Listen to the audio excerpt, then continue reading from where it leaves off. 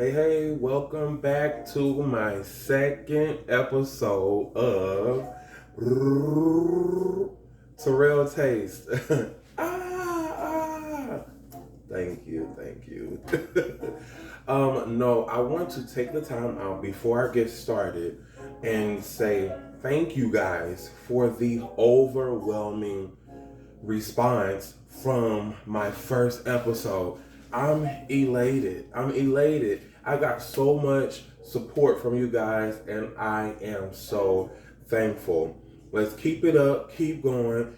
The more responses and love that you send me, the more energy and responses and love I'll be able to send back to you guys. So tonight we are gonna do a red wine. We're only doing one. Yeah, I know. What happened to two? I wanted more. But you just got to tune in next week. So we're going to go ahead and dive right on in. This episode is going to be about red wine. This brand is Apothic Red. It is a red blend. It is a winemaker's red blend. So let's go ahead. I'm going to get a little bit closer so you guys can check that out.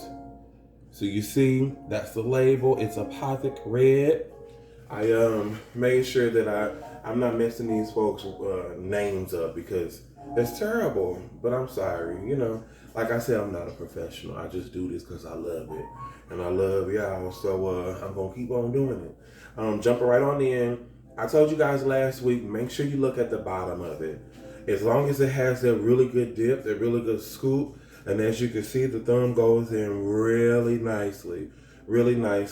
So this is a corkscrew. I'm actually really excited to show you a corkscrew this time because this is different from the twist screw. So I have three things I'm going to show you tonight. This is the foil cutter. I'm going to show you exactly what that does and why we need it. This here is a corkscrew wine opener. So I'm sure all of you guys are quite familiar with it. So nothing special. And then this one here, I'm super excited about. I'm trying this out as well. I've had it for a while. It was a gift, and it is a wine opener as well. So I've been letting it charge. We're gonna give this a shot and see how well this does. And if it does a good job, I won't need this. So let's go ahead and dive on in. This here is the foil cutter. What is a foil cutter? So this here is considered to be the foil. This at the top. So a lot of you may not know how or may not know what to do with that. Some people will kind of twist it or scratch it or just dive right in with that with the wine opener. And that's okay. However, the more and more you get off into wines, the more and more you learn about different things that wine tasting and wine lovers have. This is the foil cutter. You're going to take this right up at the top. Make sure that each side sits right down on it. You're going to take it, squeeze it extremely hard, and twist it around. Now maybe give it a twist, I'll say maybe 2 or 3 times. And then you're gonna just politely let it up. Now what that did there is it took the top off of it, the top of the foil, and gave it a really nice clean cut. A real nice clean cut. So you see now, all of that foil up at the top is gone. It's gone. So we're gonna take this and okay, so I'm assuming we're just gonna take it. I'm gonna slide over some so you guys can see it. Take it and sit it right on the top of it and just kind of pull it down. Pull it up. So, I'm gonna try it one more time and see maybe if it gets a little bit stronger. You'll take that, make sure that little piece is right in the middle, slide it down, and I'm gonna hold the bottle this time, give it a good firm grip, and pull it up. So This is the Oyster brand. Oyster, I believe it's Oyster or Oster brand. I would honestly, if I'm gonna rate this wine opener, um, I don't like it. It's too much. Clearly, you'll see that I still have a ton of cork left in the bottle, and I probably have to do it 3 or 4 more times. I don't like that. So I would probably give this about a 4. Sorry. Um, I might give it a 5 because it has a nice little charging stand. Let me slide that over. It has a really nice little charging stand. So, I mean, it's cute. It's real cute. It looks really good on my counter, but I'm gonna slide that over. Now let's get to the real deal, because this bad boy is my best friend. It's my best friend. So you're gonna take this, make sure you see that wine, the tip, you'll put it right down in the middle, and then you'll hold it. You wouldn't hold it in your hand like that, but you would take it and you would twist it down. Twist it all the way down till you feel secure. And once what I mean by you feeling secure, you'll know. You know, I like to go as far down as it'll take me. Now these little grippers here. So this grip here, this is a grip, and this is a grip. You're gonna take that.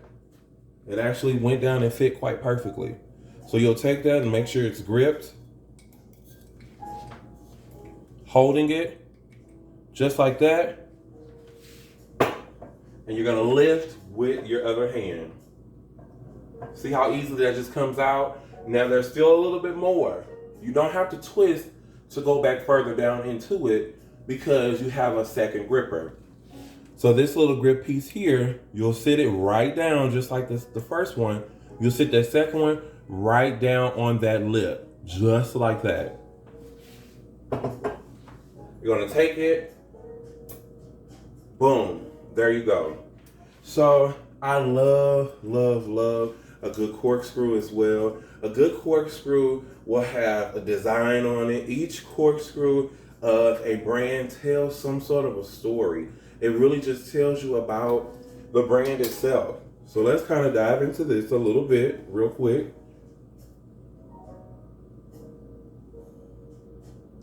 So you'll see it and I'll roll it around.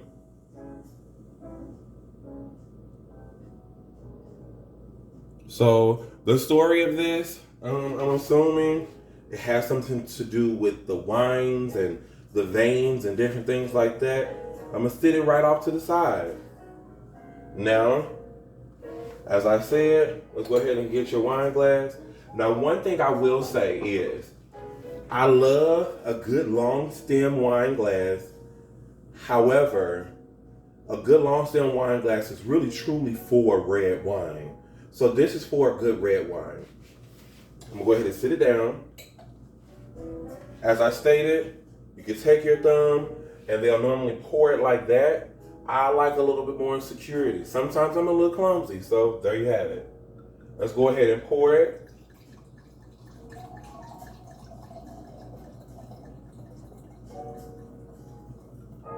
I feel like that's a really nice, good, secure glass full.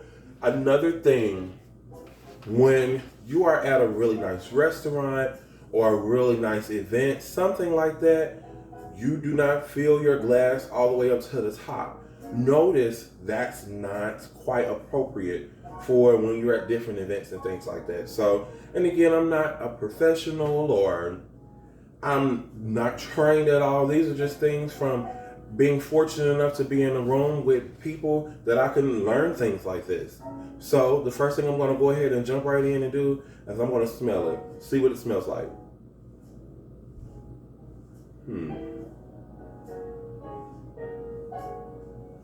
It's really dry.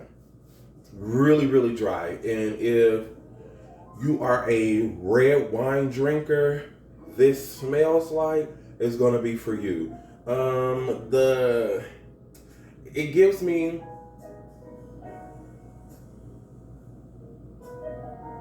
It gives me a slight fruit, slight, not super major fruit. Yeah, slight fruit and a quite of a bitterness. Please excuse my music because it's Spotify. And apparently after this video, I'm gonna have to start paying for it. So we're gonna dismiss that. And like I said, I'm being very, very, very transparent with you guys. This is my first episode, so I'm jumping right on into it. Let's see here. Let's see the bleed of it. Like I said on my other video, you would. They done got out of control and disrespectful. Y'all, give me just one moment. Select 3-quart mums, $5.98 to $8.98. This season, that's all fall together with Lowe's. All to any budget, all to any possibility. So, I'm not gonna edit that. And it'll just be a blooper. So again, I'm very transparent, and it is what it is. This is my second episode, guys, so I just appreciate you guys bearing with me. So, what I will say though is, once you want to check out that bleed of the wine, you'll take this here and you'll roll it around and get a good feel of it. Get a good feel of it and see what that bleed does. The one thing you'll learn about a good red wine is you'll be able to see that bleed. This is a really good one. A really good sophisticated bleed. You can see the bleed more in a red wine than you can in a white wine. You'll really have to dig off into it. So let's go ahead and I'm gonna, for the sake of you guys, get up on it. And you can kind of see it a little bit. Hopefully you'll be able to see it a little bit. Let me stop the movement. So you'll see how it's kind of thick. That little bit of a bleed down on the side. It's bleeding down. And if you can see the bleed down and it's a slow bleed down, that means it's gonna be good. Let's dive in.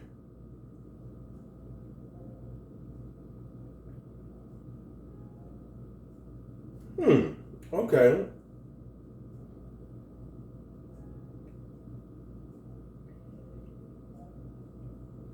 It's very dry. It has a little bit of a fruity, acidic taste to it. Let's see, I'm gonna try one more time.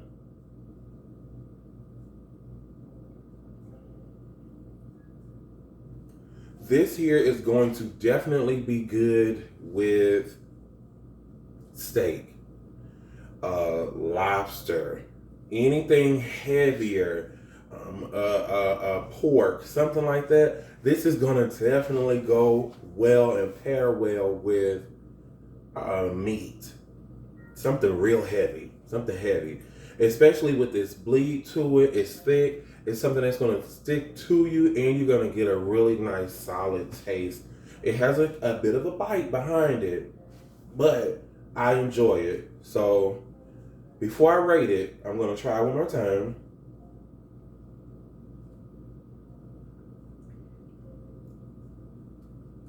Again, it's very dry, and I do taste the fruit. Now, when we read it, it says something about like a mocha. It says hints of mocha and vanilla. I don't really taste the mocha or the vanilla, but it said dark fruit. It's a very great description. It does taste like a really nice aged wine. Aged dark fruit. It's a really good description. So this video was a little bit lengthy. Sorry for my interruptions. As I said, I am not going to be fake or phony with you. Things happen. Clearly, I need to go ahead and get Spotify. Pay for it. Because that was a Spotify commercial. And this is not branded by Spotify at all. Now, if they want to pay me and go ahead and give me something, that's cool too. But again, guys, thank you so much. And until next time, please like, comment, and subscribe. Like, comment, and subscribe, and share. All right, Wind Down Wednesday family. Until next time, this is your boy Terrell Keith, and we have just been winded down.